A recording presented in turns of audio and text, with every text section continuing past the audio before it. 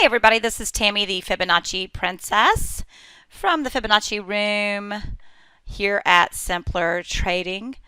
And I just wanted to give you a setup that I see here in AMD. Now you do not have all the moving averages on your side, which is what I typically like to see. You are below the 200, you are below the 50, and the 5 and the 13 are trying to cross over.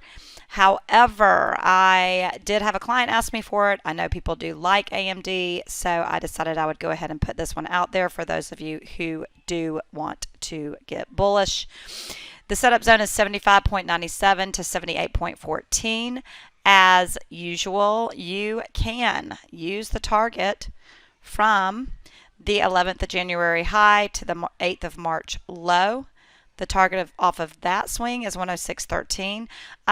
If the low from today is in place, which it may not be, but if it is in place, then I can go ahead and give you a target off of that swing. It's going to be 92.12 and 95.84.